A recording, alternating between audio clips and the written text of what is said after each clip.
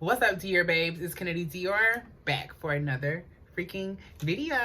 What's up? I feel like I need to start talking my fucking shit. Yo, hottest bitch out and I ain't even gotta say shit. Walk up in the room, turning all of they faces. Yeah, I swear these bitches look so basic. It ain't no way you can debate it. I'm a diamond in the rough, like a baby in the cake. What's going on, you guys? So for today's video, I know I haven't done like an official sit down video in so long. You guys have just been seeing me vlog, and I've just been honestly everywhere. My brain has been everywhere, my body has been everywhere. And about a week ago, I definitely think this was last week, I wrote myself a letter in my notes, and I posted it to my close friends or whatever. And if you guys watch my previous vlog, I was stating that like my sister reacted to it and was just like, I think it's time for like a therapy session and just all these things or whatever. So I definitely just wanted to come on here. I wanted to share my story with you guys, share my experience, and also share my letter that I wrote. And I think that it'll honestly help someone. I really hope that it helps someone. I hope that I'm just not out here spreading this information like just for it to just be out here. I hope it helps someone's story. I hope it helps someone's childhood. I hope it helps someone with their child, whatever the case may be. I just really hope it helps someone. So if you guys like this video, make sure you give it a really big thumbs up. If you guys don't already, make sure you follow me on Instagram at @TheKennedyDior, and make sure you guys add me on Snapchat at MissKennedyDior. And without further ado, let's get right into the video. So the note, you guys, I wrote it on May 30th, 2022 at 1:18 p.m. I think it was like a little bit before this. I think I went back and like edited the last word or something like that. But I'm about to read it to you guys, and I'm gonna probably put it up on the screen over here or something. The letter says, I just sat here and realized I've been fighting all my life. For love, for consistency, for respect, and to even be seen, I've just always had to fight. None of these things were easily given to me. Day in and day out, when I was younger, I would always wonder, why am I different than him? Why am I being treated differently? Why am I not genuinely happy like these other kids? I can't blame my parents solely, but it's their fault. My dad was in and out of jail, so what kind of role model was he supposed to be? My mom was a single mother working every day to support us, and I thank her so much for that. But during all those years, she couldn't give us the proper love and care and affection that we needed. Mainly me. I was the oldest, so I always had to hold shit down. Giving baths, getting them dressed, feeding them or whatever, but who was there to teach me? Who was there to build up my confidence? Nobody. It was me. It's so fucked up how your childhood can really hold such an effect on your adulthood. I never thought I'd be crying because I wish I could just go back and be a kid to get the proper love and care and actually see a healthy relationship and household. That's it. That's why I was so non-confrontational with Adonis, because that's all I've ever seen was fights and yelling and toxic shit. And it was draining when I was younger, and it's even more draining now. I don't know what's good from bad anymore. I don't know who has pure intentions. I don't know when's enough is enough, and I don't know when to let things go. Hell, do I even know what real love is? So this is the letter that I wrote, y'all. I was so freaking emotional when I was writing this letter, y'all. I think me and my boyfriend were probably having some problems, probably over something stupid and petty, but it just kind of honestly just reminded me of just like my childhood. And I just kind of, you know, I do like to journal a lot, and this is just something I just so happen to be writing in my notes instead of actually in my journal. But let's just kind of indulge in this. So like I was saying, my mom, she was a single mom. My dad was in jail for a lot of my childhood. Even when he wasn't, he didn't like have me full time. He always like had me for like the weekend or something, maybe like a couple weeks during the summer, and that'll just kind of be that. So when we moved to Atlanta, I was like 10 or 11 when we moved here, and my mom moved here without any of our parents, like any of our dads. You know, me and my siblings, I have 4 other siblings. We all have different dads. But she moved down here, it was just us. It was just us and her, and then we had our aunt or whatever down here. So when she moved down here, like, of course she had to work to be paying the bills and stuff. But during that time, I kind of became like the big brother. I had to take care of my sisters. I had to make sure they were woke for school, make sure they have dinner, make sure that they didn't burn the house down, you know, simple big brother or big sister duties, I guess you can kind of say. So with that, like I was saying, I didn't really have the time to care about myself, or I didn't really have people around me to teach me how to build up my confidence or teach me how to be just whatever I wanted to be at that time. So I definitely think that plays a really, really, really big role. But then it's like, how can you say that it's your mom's fault when she was out providing for y'all? Like, you wouldn't have even had a roof over your head had she not been out there. You know what I'm saying? So it's kind of like bittersweet, because I definitely would have loved for her to be there, but I definitely loved that she wasn't there, because that was the reason why we were so well taken care of. So it definitely has its pros and cons, like I be trying to tell people, but I love my mom to death. I wouldn't trade her for nothing in the freaking world. Like, she's probably like one of my best friends. I talk to her about every single thing in the world, and I love that so much. And I know that some people don't have the best relationships with their mom, and I cannot wait to do my coming out story. So I've always said that I wanted to do like a coming out story on YouTube, but I'm gonna do like a different coming out story. I want my mom to be in it, and I want her to kind of tell her side of me coming out as well. So I'll definitely make sure I have that coming up within the next couple of months or a couple of weeks or so.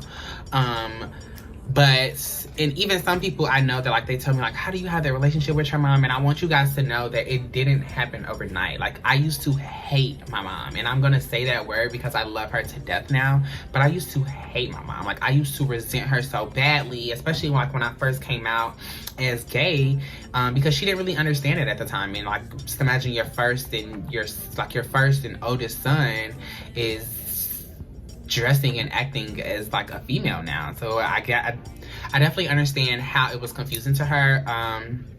I just didn't appreciate the way that she was taking it and the way that she treated me while I was going through that and trying to find myself. But all these years later, you see me and my mom are like the best of friends. I honestly think time does heal wounds. And then you also just have to have good, open-minded parents and people that respect you. As long as they respect you, I think that that's all that matters. Because my mom, she was still kind of like closed-minded about like me wanting to call Kennedy, or me even wanting to have like she and her pronouns or whatever. But it was just a matter of like, and honestly, I'll probably like do a story time, but I had cut my mom off and everything, because I'm like, if you can't call me Kennedy and your daughter, then you don't need to be talking to me because you don't respect me. And I honestly still feel the same way. So when she got my pronouns or she got my name together, then we were back on the phone, we were back talking and back having a great relationship. But I definitely think that it's very, very, very healthy for you to just set boundaries, and not necessarily, you don't have to always be so stern on those boundaries, but I definitely think that it's definitely needed to just set a couple of boundaries for people. Let people know that you're not something to be played with. Let people know that you are a special someone, and that they are very lucky to even have you in their life. So yeah. Let me see what else I was talking about on the letter. Another thing that I was also saying was, on here I say, that's why I was so non-confrontational with Adonis. If you guys don't know, that is my boyfriend's name. I've been in a relationship for, I really don't even know, girl. It's been a couple months now, but honestly, it's been nothing but a roller coaster. And I'm not gonna say it's been a bad roller coaster, and I'm not gonna say it's been the best roller coaster, but it's been a learning roller coaster. Let's just say that. And I think relationships are all about compromise. I think relationships are all about learning each other and adjusting to each other. And I think that the compromise and the adjusting is really, really, really important, because you have to realize, like, you were living 20 plus years without knowing this person. You understand what I'm saying? Now this person is coming into your life, and you've had 20 years of knowledge, you've had 20 years of relationships, you've had 20 years of watching cartoons, if you had 20 years of just living life, and now this person is coming into your life and you have to adjust to them.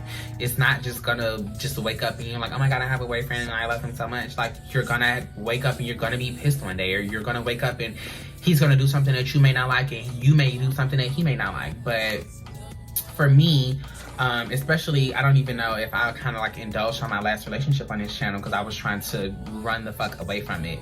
But you guys know my last relationship was very, very, very, very, very toxic. Like, this slit right here on my hand, I might try to put a picture up on the screen right here, but I ended up having like 13 stitches in my hands. He ended up slicing my hand open with a knife, y'all. But like I slashed his tires before, like I've stole his car, I've like broken his phone, he's broke the door off the hinges. Like we were just so freaking toxic. We're always fighting, we're always arguing, and it was just so toxic. So I think like leaving out of that relationship, I was just really making sure that I had to really unlearn those toxic ways, because when you're with a toxic person, you actually kind of learn that, and like you adjust to them, and you kind of like start acting like them, whether you like it or not. Whether it's a toxic person, a positive person, whoever you're around, you're going to start acting like who you like. The saying, you are who you surround yourself around, is literally you're gonna start acting like who you're around. So I think that it was just a matter of, I just had to really unlearn my toxic ways. So me being single for all of those years, or for like that long period of time, and meeting my boyfriend, I think that it was just basically, I don't know, I think I wanted something different, but I think I was so focused on making sure that this relationship was not like my last one, that I kind of got lost a little. Especially like with the, like, not even necessarily the comparing shit, but I just definitely feel like I was just, that's kind of like my only real relationship kind of. So I think that this is kind of like the blueprint of like what I want to do and what I know I do not want to do.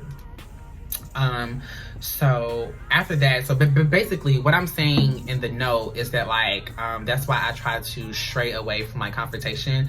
One thing about my boyfriend is he loves indulging into things, and he loves having really good, like, deep conversations. I enjoy having a deep conversation, but if I feel like I'm being questioned too much, or like put in like a corner, or just like, I don't know, I think I can just get very uncomfortable when I'm being questioned. Especially like personal questions. My boyfriend, he be asking me like personal stuff, and then I think that like I misconstrue his tone sometimes, and yeah, so I shut down and I don't really like to talk.